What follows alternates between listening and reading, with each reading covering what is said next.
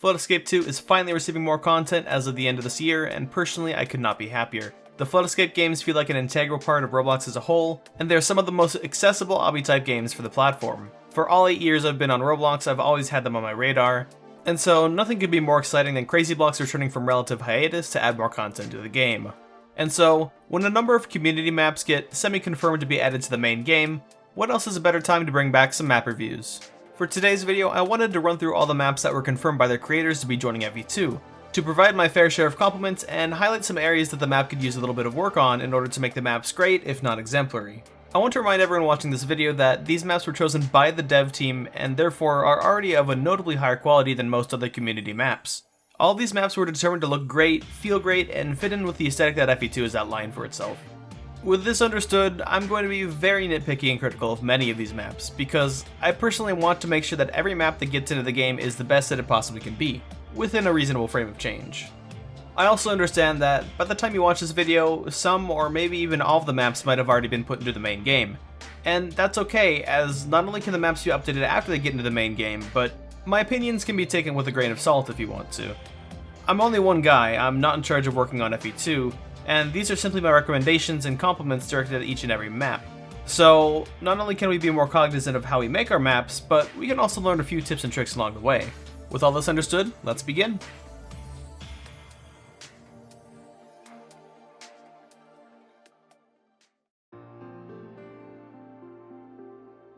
Buried Oasis is a serene adventure through a cold cave, lit by pale crystals and entrenched in greenery. While I'm sure you could spend all day admiring the scenery, there's water pouring in out of every crevice, so you best not waste too much time. As with most maps on this list, Buried Oasis is gorgeous. The range of colors on display are vibrant, but not off-putting, and provide great contrast in some sections. I especially like the sections where you can get close to the water. The little puffs of cold steam give this map a lot of character. For the most part, I don't have any issues with its gameplay either. Rooms are very clear and trivial, there's a good range of motion and direction. However, there are a few small problems that I can nitpick. For starters, a few of the jumps seem a little steep compared to what most of the jumps would be in easy maps. The tall wooden staircase or the long final jump before the third button would be serviceable at most of the difficulties, but these jumps require precision that's a little higher than what beginners might be able to handle. Repositioning some of the platforms to give more space or less distance should be a simple fix. The other problems are also trivial to fix, but have more to do with negative gameplay experiences. This little pit of death is agonizing, as if you fall in, you're going to be stuck there for 10 seconds or longer without being able to be freed, and when you do manage to get out, the door has already shut in your face. Being kinder to players here, such as giving them a way out or providing them with a quicker death, would be appreciated. As well, with this wooden bridge right here, you should never punish a slightly slower player with a fall simply for being too slow to get a button. Perhaps letting the platform stay intact would be a better option, as the player getting this button will be stuck at the back of the pack for the rest of the map in more competitive servers. Aside from these admittedly small changes, this map feels right at home with the rest of the maps in the main game. Changes or no, I'm hyped to see that Tony is finally getting one of his maps into the game. Great work, and I can't wait for the next quality map.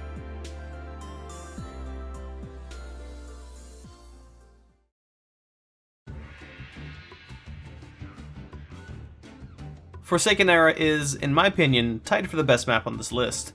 Electroblast's intelligence is put on full display with every aspect of this map, what with the stylish pathways, impressive architecture, and amazing end section. It's hard to think that this map was created at the start of 2018. The designs of the doors and the walls are advanced and creative while having a minimal part count. The flowing water present throughout the first half of the map provides context and contrast to the stonework. Everything on display here blows most of today's work clean out of the water. With regards to the gameplay, I have nothing but compliments. The jumps are easily manageable without coming off as boring, and everything is intuitive, and it feels like it has a lot of purpose. Yes, even that little vent loop. I'm not saying that every map in FE2 should be a Forsaken Era clone, but there are lots of lessons we can learn by studying each and every aspect of this map to better our own map making abilities. I'm incredibly happy to see this map is coming to the main game, and I think it'll make a fun addition to the pool of easy maps.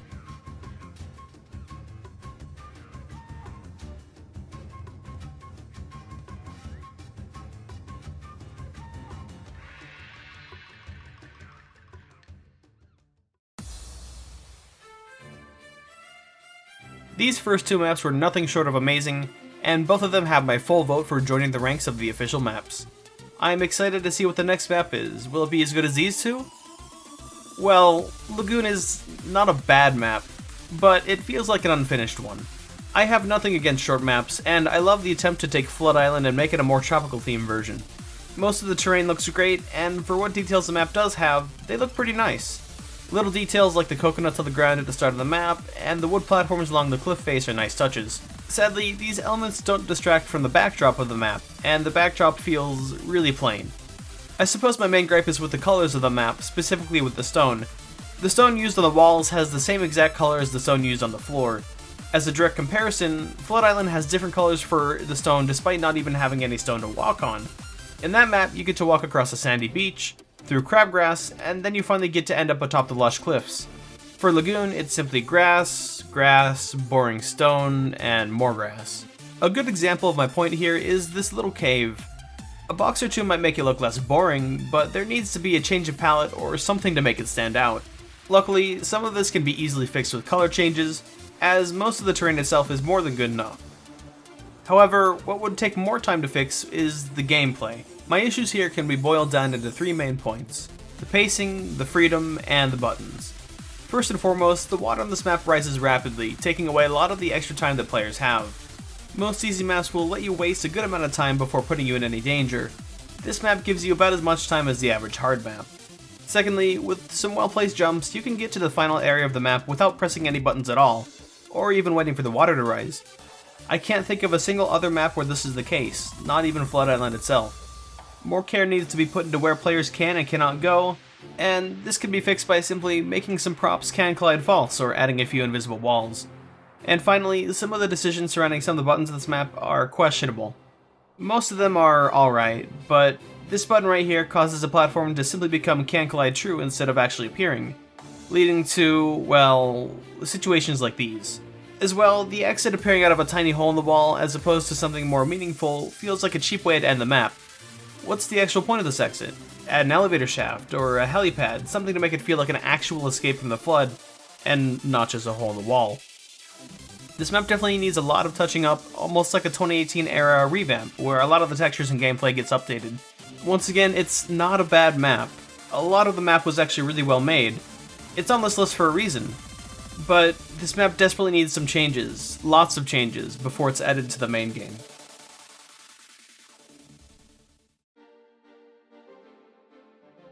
Autumn Bridge feels like a much more dedicated and detailed replacement for Autumn Hideaway, a serene journey through fields of red, orange, and yellow goodness. But if I had to use one adjective to describe the map, I'd choose the word confusing. Let me explain. The design of this map feels right at home with FE2. It's wonderfully built, with plenty of detail but never too much. The architecture dotted throughout the map is simple, but effective in feeling stylish and realistic. The colors are beautiful, and the terrain is proper and feels great. At a glance, this map seems super amazing based on its design alone, and for that I need to give Vixonia credit where it's due. Nice job. As a matter of fact, most of the gameplay doesn't have too many issues either. Everything is mostly manageable difficulty-wise, and you're given plenty of time to tackle the obstacles ahead. The problem is, simply put, this map is confusing, even with the button locator. At the start of the map, you're provided a wide expanse and view of the next sections of the map on the right, with an arrow clearly in view pointing you in that direction. And yet you're supposed to go around this big piece of terrain to the left, in the opposite direction, and follow that path to the button. Getting to the next 2 buttons is fine, but once you get into the cave with the group button, you have to travel a very far distance backwards, further back than most players will care to look in their first attempts of this map. After the midsection and the mini bridge, which also has an entrance that's a little difficult to see, we're brought to this large area that has a lot of paths that appear to go in one direction, but require you to turn sharply in another. I'd also like to take this moment to talk about the really annoying use of double arrows here. Having arrows in your map is a pretty concise way of telling players where to go if things are a little confusing. But it's important not to rely on them too often, because a good portion of players will simply ignore the arrows or not see them the first few times through. Aside from creating less confusing pathing, the least you could do as a map creator is to not confuse the people who need the arrows by placing multiple in different directions at the same spot. If you're wondering, yes, I do see the little buttons on all the arrows, but even then some people might get confused. It's only a normal map after all. A much safer and more effective solution would be to flip the direction of the arrow when the button is pressed, which you already did at one point. Finally, I would really recommend making this acid cave a little higher up, or at least making it more evident that there's a platform here. Players who think a little too hard might see that there's a lot of acid and look for an air tank that doesn't exist, so letting them know that there's solid land in the cave could make things a little clearer. If I'm being completely honest with this map, I don't expect there to be many changes to be made, and that's fine. The map is already wonderful and plays kinda well. There's just a few parts of this map that may make playthroughs for newer or less regular players frustrating and annoying.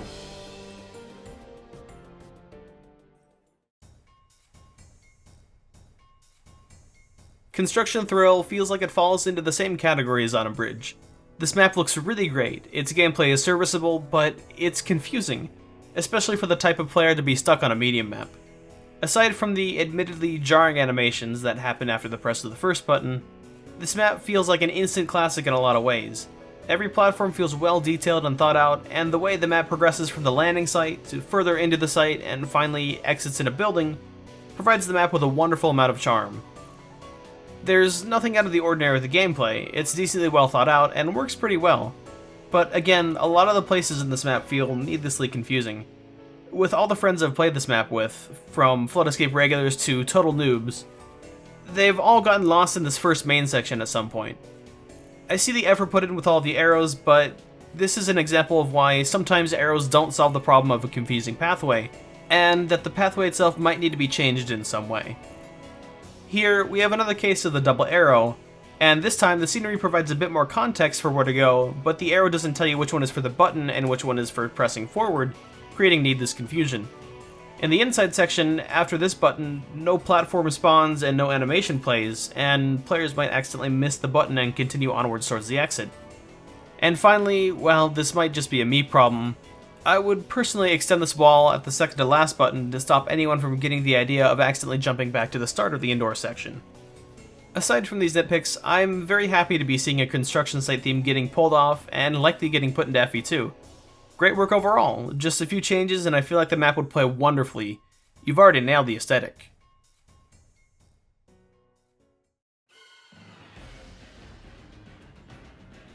Nemesis is the other map on our list that was made by Electroblast, and his talent is right on display with this one too. Through and through, this map feels like an actual location instead of a series of rooms with diamond stud walls and floors. A true facility. Everywhere you look on this map, there's detail to be found. Rock spires jetting out of the intense lava, color-coded pipes lining the floors and walls behind grates, and the lava pouring off the sides of the mountain and out of the facility. All of this makes the map feel especially well lived in, combined with the aesthetic of the facility itself. The only thing I could nitpick would be the small platforms that appear throughout the map. They feel slightly outdated, and it would be nice to see them as a little more round and less deliberate. The gameplay of this map is really fun. There's a lot of little maneuvers that can be done to save time, and I especially love how lowering the lava is used in some of these sections. For the gameplay alone, this map is probably the best out of today's choices.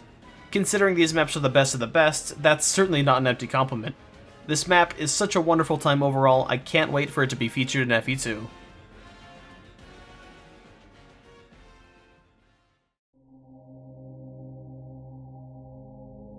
At the time of recording this, Sunken Citadel is the only map that's already been ported into FE2. In my opinion, it's a pretty safe choice to add to the game first. Sunken Citadel is a frantic dash through underwater ruins in an attempt to escape the drowning blues, and maybe even score some treasure along the way. The first half of the map is pretty stellar design-wise, as most of the area feels very fresh and vibrant. But after the swimming section, and even right before it, the turquoise hue gets a little annoying, as there's hardly any other color contrast for the rest of the map, making the pathing feel almost a bit samey. It would be neat if there were some noticeably darker tones littered throughout the map, or if the lava were a much more distinct color. The gameplay of this map is pretty sweet. There's lots of ups and downs, creating a lot of variability that's lacking in the visuals. It genuinely feels like a journey, which is a great accomplishment by the creator. Great job! The swimming section is pretty solid challenge-wise and feels like a great addition, and the difficulty feels spot on. There are a couple of nitpicks I would have with the visibility of the map though. First of all, the second button in the map, which is a group button, is uniquely difficult to spot in the sea of bright blue, so adding a bit of contrast to its platform, or perhaps an arrow pointing to it, would do it well. As well, a lot of players seem to get lost at the second to last button, not seeing the indent in the wall.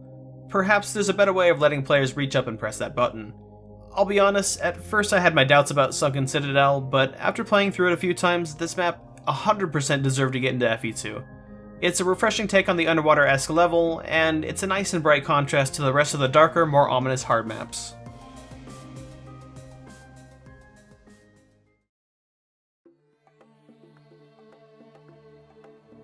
Remember how earlier I said that it was my opinion that Forsaken Era was tied for the best map out of this group today? Well, the map that it's tied with is none other than Magmatic Mines. This map is downright gorgeous, and there are so many little details about the map that simply drive home my complete and utter adoration for it. Aside from the fact that this map is the first ever to demonstrate a working pipe, we have some of the best looking lava and terrain I've seen in any map. The foundation of this map is so well made that it hardly even needs any other details, it's that good.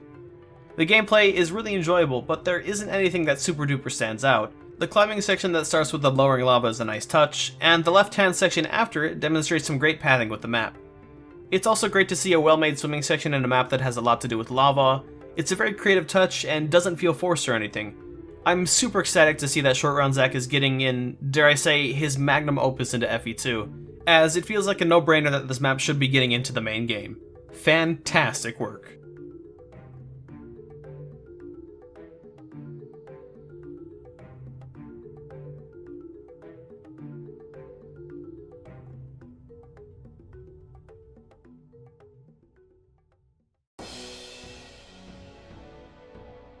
So here we are, at the only crazy map on today's list. Lighthouse has been given a lot of hype, and a lot of people are super impressed with the map. Rightfully so. It's a unique theme with great execution. But do I think Lighthouse should be the next crazy map to get into the game? No, I don't. Let me start from the top. Lighthouse is a rush of a map, where you approach the namesake of the map from a dilapidated bridge and have to climb your way to safety from the rapidly rising Flood Escape 1 water. The map looks pretty great, there's a lot of detail in the lower sections, and many of the platforms look well made. The inside of the lighthouse is a little lacking on detail, and it would be nice to see a bit more in regards to the detail on the way up the tower.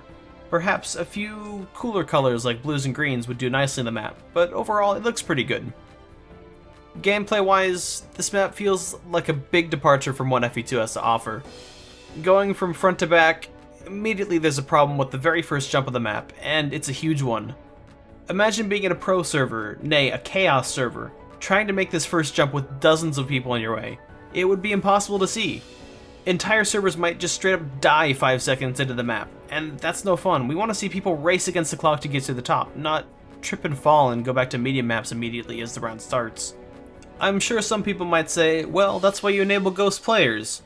And I guarantee you that a lot of the people who ghost players don't actually want to, they feel like they need to just because of situations like these, where everyone gets in their way and they feel like they get cheated into dying. Besides, needing to change something in the settings, which is a preference, should not be a necessity when it comes to completing a map. That's just bad map design. It's annoying in maps like Darkside Facility, but at least there I can deal with having people in my face. The platform here is so thin and the jump is so precise that there's no way I can say the same thing about Lighthouse. Secondly, I'd like to address the issue of wraparounds. Blue Moon has them, but Blue Moon does them well because, firstly, you can still see where you need to go, and secondly, it's made of lava, not a solid wall. When the average player comes to this outer section and they see this, are they going to immediately assume that there's a hidden wall jump on the other side? No, they're going to think they're going the wrong way and turn around. Small walls like these have always been used to signal that you need to turn around or go a different way, such as in Construction Crazy or Lava Tower. To a lot of players, this wraparound feels like a blind leap of faith, which is never a type of jump we should be adding to our maps. Even in the first wraparound, you can see that there's a button and there's a platform behind the wall, so you knew you had to jump around it. In this case, there's no indication of anything, especially because there's no platform there, it's just a wall jump. The rest of the map doesn't have so many glaring issues, most of the rest of the map simply feels boring and repetitive. I must admit, Lighthouse has taught me a very important lesson, the lesson that how far you travel on a map is just as, if not more, important than how often you change verticality. The other crazy map that's already in the game, Blue Moon, also uses repetitive textures and platforms throughout the map, and that map lasts on average 20 seconds longer than Lighthouse. But the reason why Blue Moon feels like it's much less repetitive and much more engaging is that, in Blue Moon, you actually feel like you're going somewhere. There isn't much horizontal movement in Lighthouse, and what little there is at the beginning is honestly among the only memorable parts of the map. During Lighthouse, I spend more time jumping than running, which is an extremely foreign feeling compared to any other FE2 map. And when most of the scenery and the platforms are repetitive themselves, the entire map starts to feel boring quickly, no matter if I get to the end or if I trip up at the first jump. Even compared to other tower-based maps, such as Sinking Ship and Lava Tower, there are periods of time where you're not just ascending, you're actually moving around the same level and getting somewhere. I know I might have explained it in a confusing way, but to put it bluntly, a map that doesn't go forwards and only goes up is just as bad, if not worse than, a map that doesn't go up and only goes forwards. Now, I don't hate Lighthouse. In fact, I think it's a deep dive into an unconventional theme that was executed rather well. But there are some significant flaws with the way the map is set up that need to be looked at before I believe this map would be ready for the game. I don't care if you guys call me stuck up or call me a purist when it comes to this review, but personally, I feel like this map is more a well-done experiment rather than a fully fledged FE2 ready map.